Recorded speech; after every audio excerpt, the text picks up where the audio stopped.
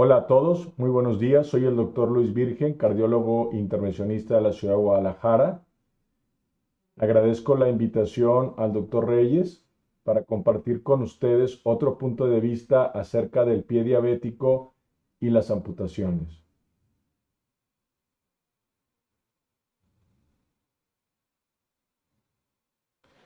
Quisiera comentarles dos escenarios clínicos reales que me pasaron a mí hace algunos meses. Y bueno, en las dos situaciones era un paciente diabético con una necrosis de un dedo. Y el primero fue un médico traumatólogo ortopedista que me llama en octubre del 2019 y me hace una llamada para pedirme si podría realizar una arteriografía y verificar en qué sitio de amputación el paciente debería de ser sometido, si era una amputación supracondílea o infracondílea. Este fue un escenario que nos planteamos en octubre del 2019 y bueno, en febrero del 2020 recibo otra llamada también de un colega ortopedista y que nos llama para solicitarnos una interconsulta. Y bueno, una de las grandes incógnitas el día de hoy, y es el motivo de la charla, es si el pie diabético es o no un sinónimo de amputación y si realmente el paciente necesitaría una arteriografía para ser llevado a una amputación, que era el primer escenario. Les voy a comentar un poco del segundo escenario. El primer paciente le acabamos no realizando la arteriografía y no sabemos lo que pasó con ese paciente, pero este es el segundo paciente de febrero del 2020. Vean ustedes que es un paciente, como yo les comentaba, con una necrosis de un dedo, el tercer dedo, y es un paciente joven, es un paciente masculino de 58 años de edad, el cual llega con nosotros con una disminución del flujo, con un índice tobillo-brazo de 0.5. El pie se observa francamente pálido, con una disminución de la temperatura.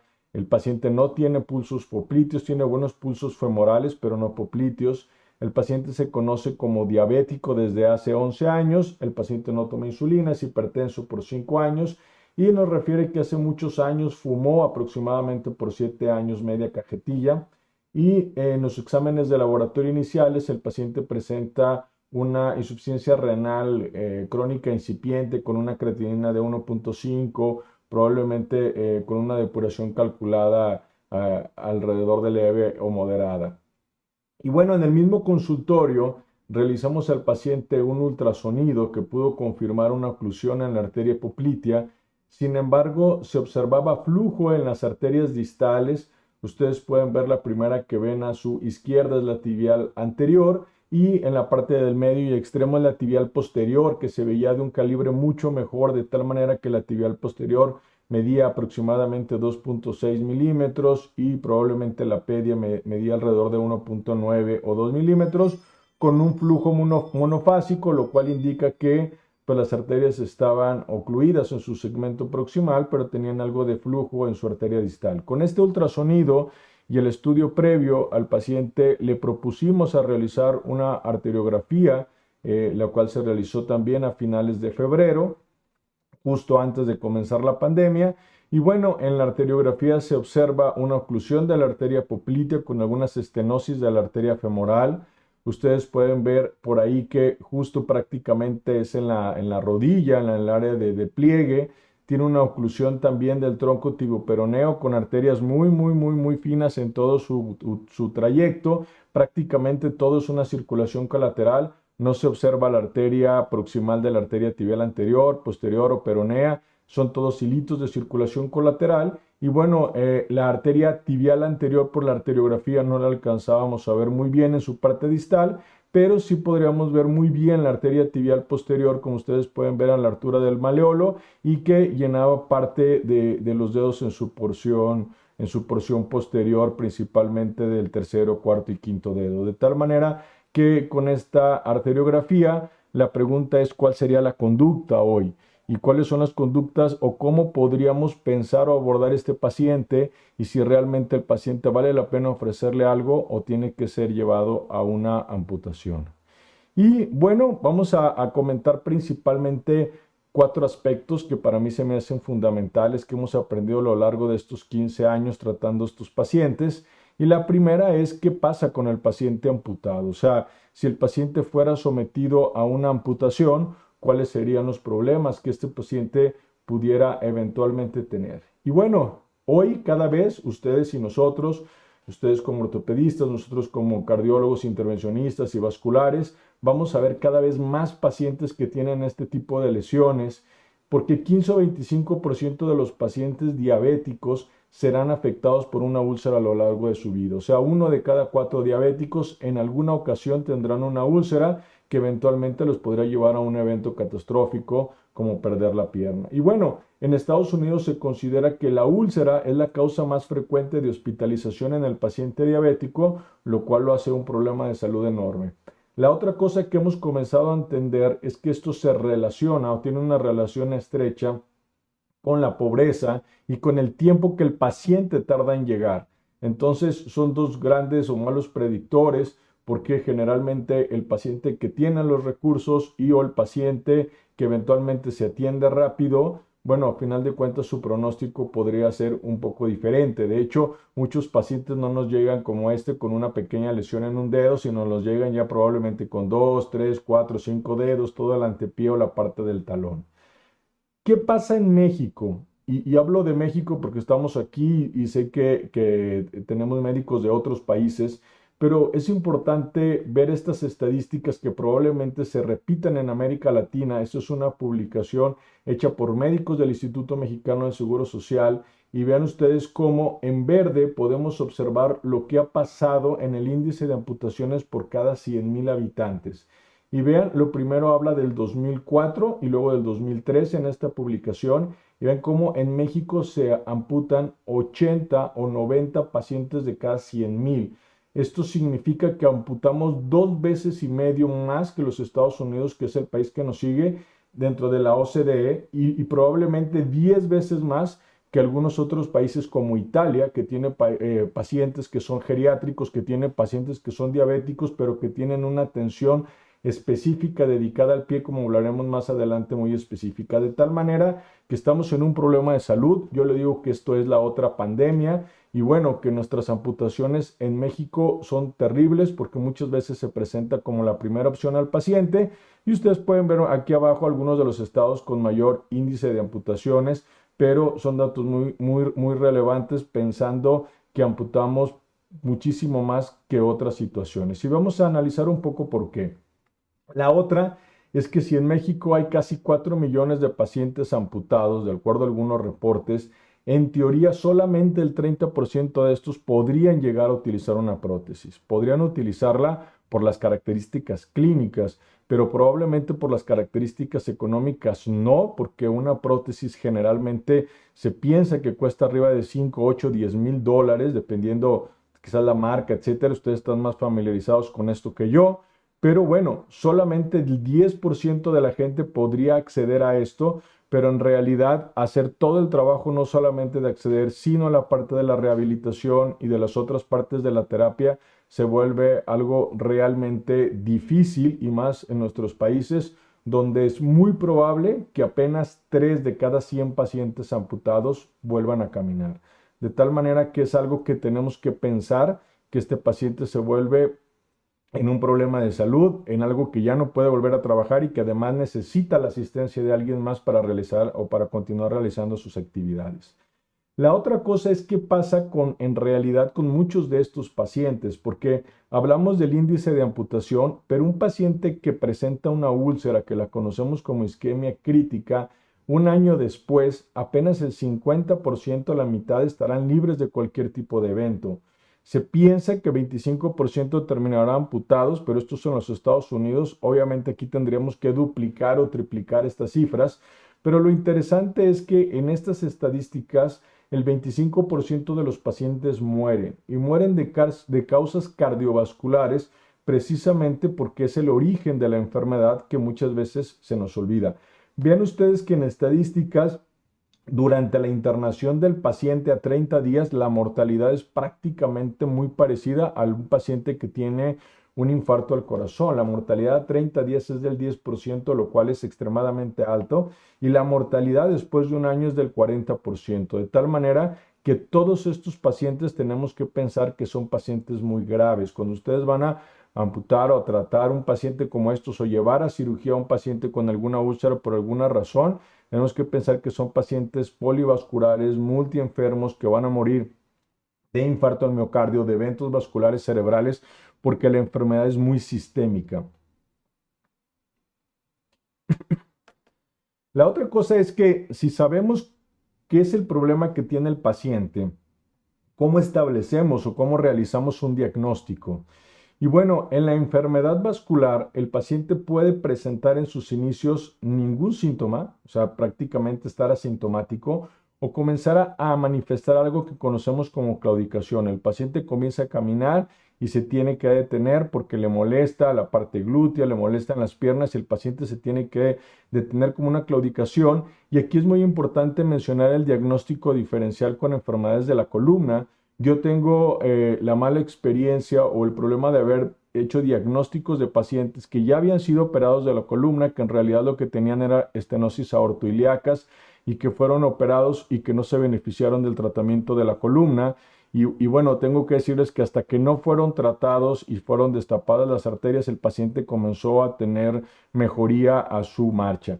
Y también tenemos el escenario al revés, y yo creo que más de alguno de ustedes ha tenido algún caso en el que el paciente se revascularizaron las arterias y sin embargo el paciente continuó presentando dolor porque a final de cuentas tenía realmente un problema de la columna. Entonces creo que es un trabajo en conjunto, hacer diagnóstico diferencial, porque realmente esto hace una diferencia de a dónde debería ser llevado. Pero hablando específicamente del tema de hoy, que es el paciente con isquemia crítica y el paciente que tiene una úlcera, estos pacientes además de la úlcera pueden manifestarse con dolor en reposo. Entonces, el paciente comienza a tener no solamente dolor a la marcha, sino dolor en reposo, y estos pacientes se consideran ya que tienen una indicación de revascularización. Entonces, pacientes con dolor en reposo y pacientes con úlceras son considerados como la etapa más avanzada de la enfermedad. Quizás la clasificación que nosotros más utilizamos es la clasificación de Rutherford, y esto es lo que mostramos en esta diapositiva. ¿Cómo hacemos el análisis inicial de estos pacientes? Y yo les digo a los estudiantes en la facultad y también a los médicos internos y a los médicos que nos colaboran, etcétera, y a los cardiólogos inclusive, que es nuestra obligación de todos checar los pulsos. Entonces, los pulsos es un buen parámetro de la parte vascular del paciente, además de algunas otras características como la temperatura, caída del vello, etcétera. Además de preguntar la historia clínica del paciente que nos oriente por una claudicación o por dolor en reposo, pero tenemos algunos otros exámenes que son muy específicos. Probablemente en consultorio el que más utilizamos es el índice tobillo-brazo, y este índice lo que hace es a través de un Doppler nos mide la presión que se tiene en el brazo y en la pierna. Y esta prácticamente debería ser la misma, de tal manera que, como ven aquí, si el paciente tiene 120 en el brazo del lado derecho y 120 en la pierna del brazo derecho, bueno, pues su índice va a ser 1, o sea, 120 entre 120. Pero si el paciente tiene 120 en los brazos en cualquiera de los dos y tiene 60 en la pierna de presión, su índice va a ser de 0.5, que es lo que tenía este paciente. O sea, este paciente le llegaba la mitad del flujo de lo que le debería de llegar, que era de 0.5, lo cual lo convierte en una obstrucción de moderada a severa. O sea, 0.4 sería muy severo, entonces está muy cerca de tener obstrucciones severas. Ahora, nosotros sabemos que si palpamos los pulsos y el pulso del paciente es bueno, su índice de corte sería alrededor de 0.76. O sea, un paciente generalmente con pulso sería muy raro que tuviera una enfermedad severa ocasionada por isquemia. Entonces, eso es algo importante tener en cuenta, porque obviamente es muchísimo más barato checar un pulso y pierde uno menos tiempo que el otro, pero es algo que deberíamos de hacer en el consultorio. Y bueno, el diagnosticar enfermedad arterial periférica, el diagnosticar que el paciente no tiene pulsos o un índice de tobillo-brazo es un predictor, no hay duda hoy, de mortalidad, inclusive muy parecido a como si lo hiciéramos diagnóstico de diabetes o de fumador.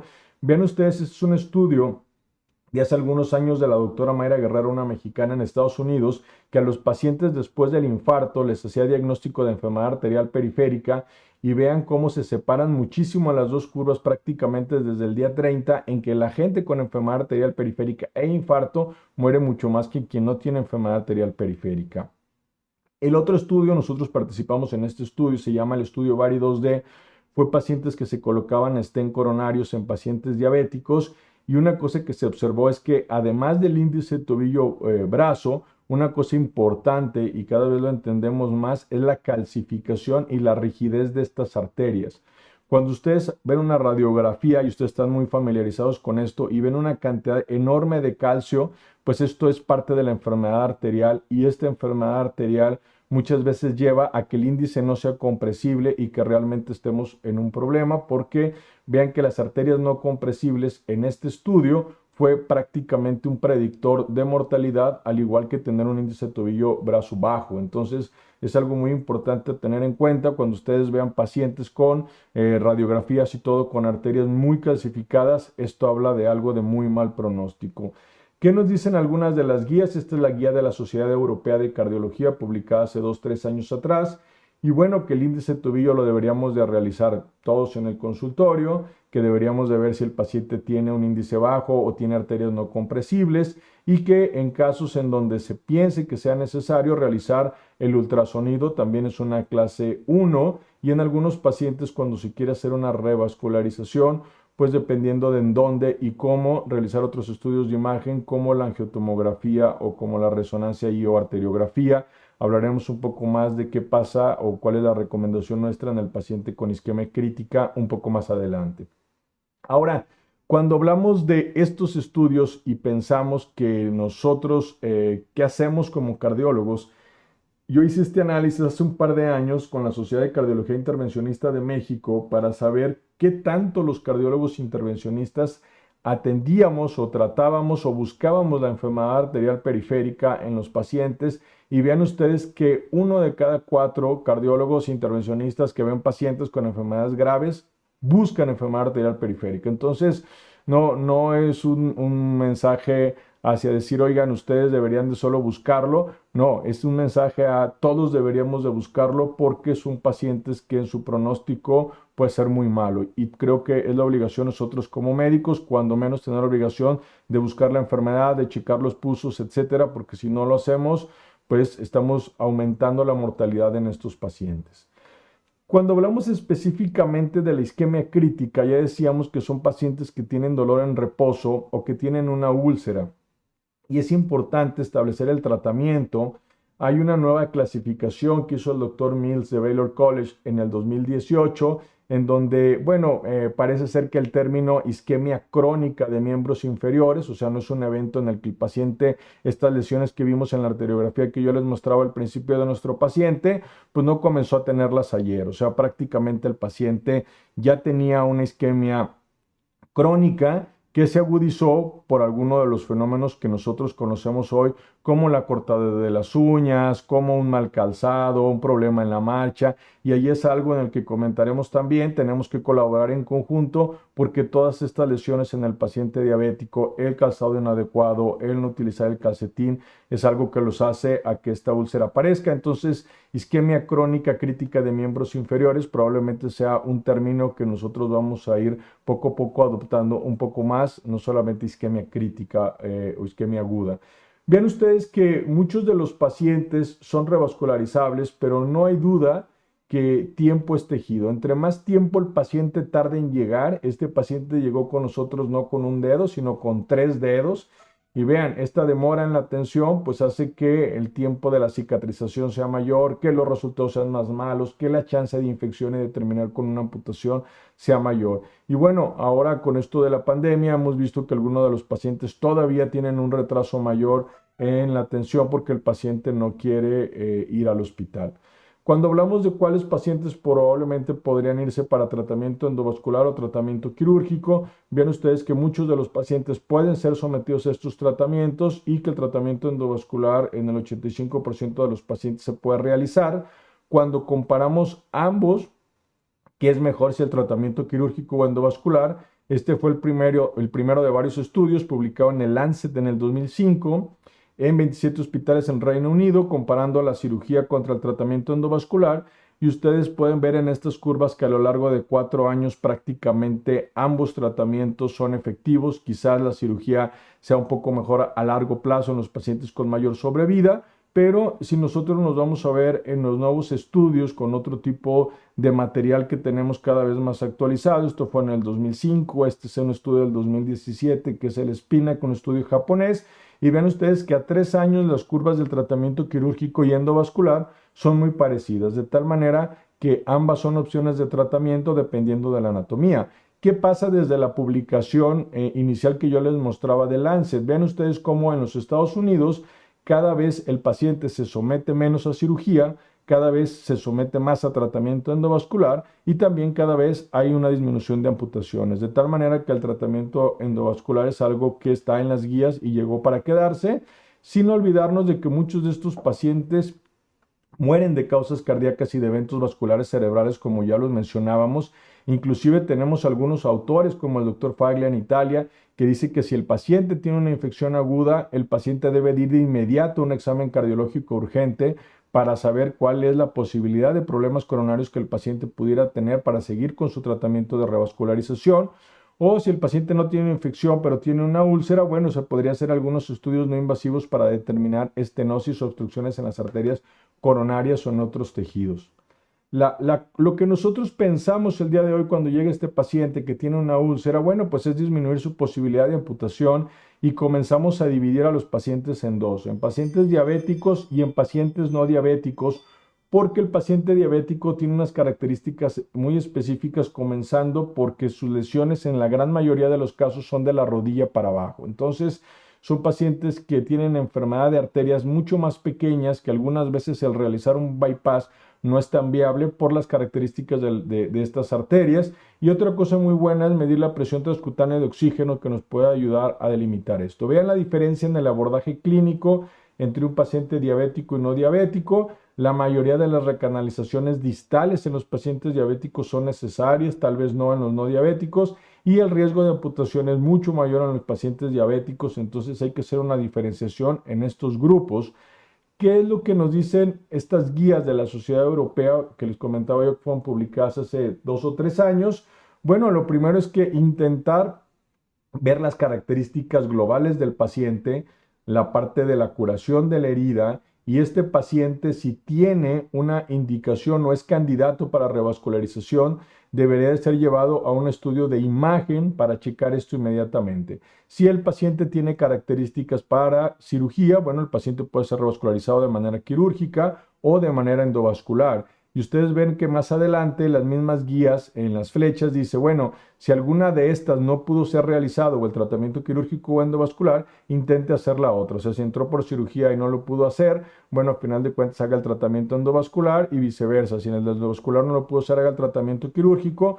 Lo que nosotros sabemos hoy es que la posibilidad en el tratamiento endovascular en las arterias pequeñas es muchísimo mayor que en el tratamiento quirúrgico. Por eso el tratamiento endovascular ha crecido tanto en los últimos años en la mayoría de los países que nos dedicamos a tratar el pie, o los profesionistas que nos dedicamos a tratar el pie diabético. Y bueno, no hay duda que algunos pacientes, sobre todo aquellos que tienen unas infecciones terribles que ustedes han visto, sobre todo aquellos que tienen gangrena húmeda con un riesgo de perder la vida, bueno, pues no son recuperables y tienen que ser llevados a amputación, pero probablemente estadísticamente estos pacientes sean menos del 5 o 10% de los casos, dependiendo de donde el centro que ustedes están, podría llegar al 15%, pero la mayoría de estos pacientes pueden ser revascularizados.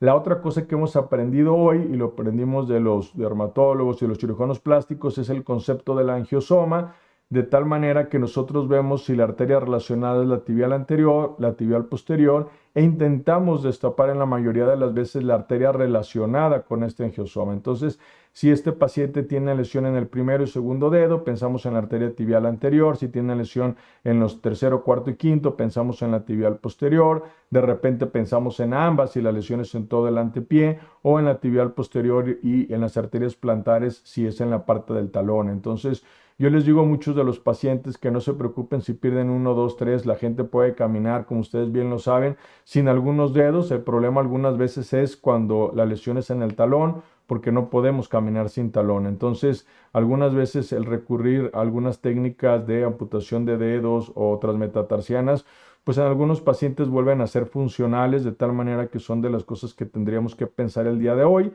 Y bueno, algunas de las clasificaciones nuevas que nos ayudan a pensar qué paciente podría ir directamente a amputación es la clasificación de Wi-Fi. Ustedes las pueden bajar ahí a través de estas páginas de internet del Diabetic Foot Online y ustedes comenzar a poner los datos del paciente que tienen como característica la úlcera, qué tan profunda es, cuánto mide, etcétera, el grado de isquemia de acuerdo al índice tobillo-brazo o de acuerdo a la presión del dedo o a la presión transcutánea de oxígeno. Y por último, el grado de infección, y esto nos puede ayudar a decidir si el tratamiento del paciente tiene que ser la revascularización. Esto es lo que yo les comentaba del abordaje clínico en muchos de los pacientes. 63% de los pacientes presentan oclusiones oclusivas crónicas muy largas, de tal manera que la mayoría de ellos son abajo de la rodilla en estas diversas series, por lo que yo en la mayoría de los pacientes no les recomiendo que se hagan una resonancia o una tomografía, sobre todo si tienen pulso femoral. O sea, si el paciente tiene pulso femoral, quizás un ultrasonido, como lo hicimos en el paciente en el consultorio, pero lo mejor es hacer un estudio de arteriografía con sustracción digital, porque realmente ahí es donde podemos ver si existen algunas arterias que aparezcan en el pie que nos ayuden a pensar en la posibilidad de revascularización. Y cuando hablamos de la posibilidad de revascularización, ven ustedes que la mayoría de las veces hacemos un acceso anterógrado puncionando la arteria femoral superficial. Y bueno, una vez que puncionamos la arteria femoral superficial, pasamos ciertas guías para tratar la lesión. Y cuando nosotros hacemos esta recanalización anterógrada, ya sea a través de la parte subintimal o dentro del lumen, esto es un ejemplo de ellos, de una recanalización distal de la arteria tibial anterior para la cicatrización del primer dedo. Vean que en la mayoría de las series, en la gente con experiencia, y es el caso nuestro, el éxito es aproximadamente del 85%. Hoy tenemos guías dedicadas para esto, material dedicado para esto, balones para hacer angioplastías dedicados para esto, que son muy largos. Estos balones miden 15, 20 centímetros, ahora hay en el mercado hasta de 30 centímetros, de tal manera que son dedicados para esto.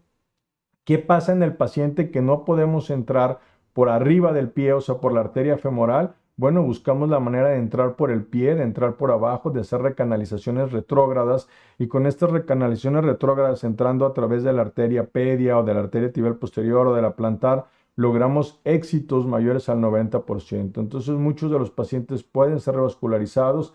Este es un ejemplo de una dilatación que hicimos en la arteria tibial posterior, prácticamente a la altura del malleolo, y se punciona la arteria plantar. Entonces, ven ustedes cómo tenemos balones de 1.5 milímetros dedicados para esta área, donde realmente un puente no se podría realizar. ¿Cuáles son los resultados hoy si pensamos en el concepto de angiosoma? Siempre es bueno pensarlo, pero también la revascularización indirecta en el caso de que no se pueda abrir o no exista la arteria responsable de los dedos. Vean ustedes que de manera directa la recuperación del flujo en el angiosoma tiene resultados de cicatrización y de tratamiento de la úlcera hasta de arriba del 80%, de salvamiento de la extremidad, y bueno, es más bajo, 65% en los pacientes con revascularización indirecta, pero no deja de ser una alternativa muy viable. Hoy cada vez intentamos más revascularizar la mayoría de las arterias que llegan al pie, llevar más flujo y tratar las arterias de todo el arco, de tal manera que cuando nosotros logramos, como en este caso, revascularizar todo el arco, bueno, este flujo nos ayuda de alguna manera a que el paciente garantice su cicatrización, inclusive funcionando a través de las arterias de los dedos, y es algo que cada vez está más en boga a partir de estas publicaciones algunos años atrás. Si nosotros pensáramos hoy en el costo de una amputación asociada directa y en Estados Unidos, bueno, esto cuesta alrededor de 30 o 60 mil dólares, probablemente en México sea más barato, en los países en América Latina, pero probablemente no más barato de lo que cuesta en nuestros medios una angioplastía con balón, que es aproximadamente de 3 o 4 mil dólares. Entonces, el utilizar los balones, las guías, poder hacer que este paciente cicatrice, no es algo más costoso, pero además es algo muy viable. Ahora, para lograr esto se requieren algunas cosas, y lo que nosotros hemos aprendido es que no es un trabajo de la persona solamente que revasculariza. O sea, si yo solamente le llevo el flujo, esto no es suficiente en muchos de estos casos. Necesitamos una unidad de pie, necesitamos una clínica de heridas. Nosotros como cardiólogos muchas veces pensamos que nos sentimos unos leones y en realidad somos unos lindos gatitos, porque si el paciente termina en una amputación, no sirvió de nada todo el trabajo que nosotros hicimos en la sala. Y bueno, el tratar una úlcera requiere de tiempo, Vean ustedes, esta úlcera requirió de 6 meses para cicatrizar.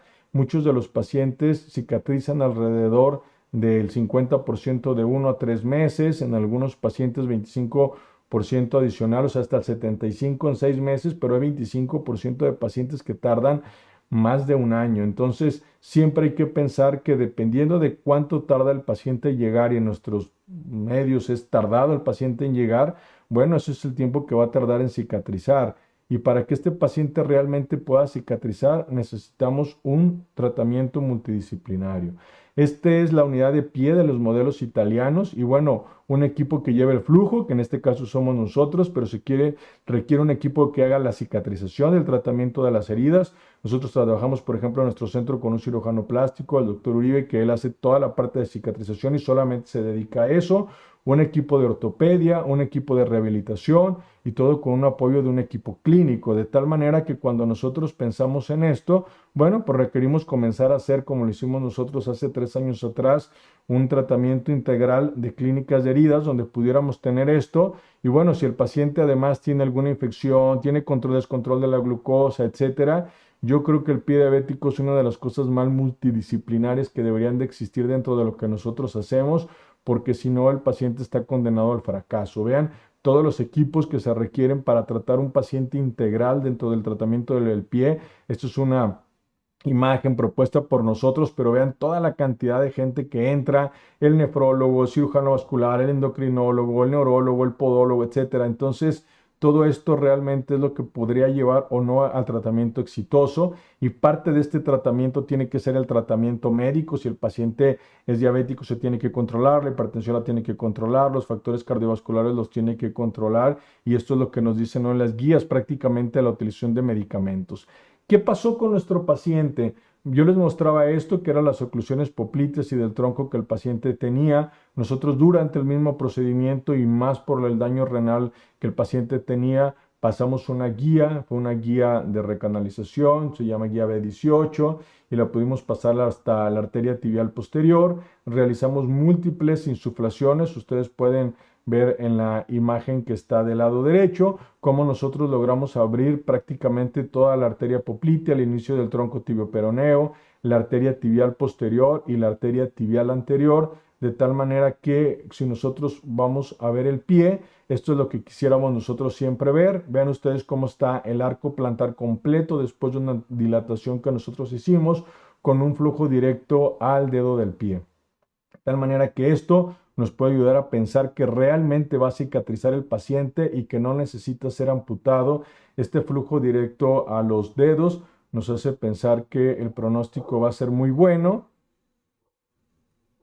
Ustedes pueden escuchar ahora que el flujo ya no es monofásico, después de la intervención es un flujo trifásico, es un flujo muy agradable. Y bueno, vean ustedes que en la evolución de este paciente, antes del procedimiento, a las 4 semanas y a las 24 semanas. Y ahora sí les puedo platicar que este paciente nos lo mandó el doctor Reyes. Le agradezco mucho el habernoslo enviado, el haber confiado en nosotros y el haberme dado la oportunidad, porque precisamente cuando lo envió me acordé del colega que quería amputarle la pierna a un paciente con unas condiciones muy similares. Y estos 24 semanas fue hace un par de semanas atrás cuando yo me comuniqué con él y le dije: doctor, ya volvió a aparecer la uña, ya está totalmente cicatrizado. Ahora lo que sigue es mejorar la parte de la biomecánica de la marcha, que es algo que ustedes están muy familiarizados, comenzar a utilizar las plantillas correctas, etcétera, que realmente es donde hacemos parte del tratamiento multidisciplinario en el seguimiento del paciente.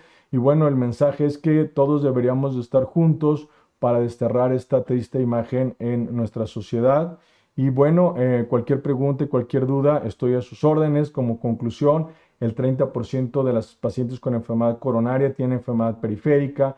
La enfermedad arterial periférica está subdiagnosticada y subtratada. La isquemia crítica requiere de estudios angiográficos para definir la revascularización y disminuir el índice de amputaciones. Los estudios muestran que el tratamiento de revascularización por angioplastía es cuando menos tan efectivo como el tratamiento quirúrgico, y se requiere un apoyo multidisciplinario realmente para lograr el éxito. Les dejo mis contactos, este es mi correo, soy el doctor Luis Virgen, y si gustan hacerme alguna pregunta a través del correo o de redes sociales, estoy a sus órdenes. Les agradezco de nuevo mucho la invitación y el haber estado con ustedes el día de hoy.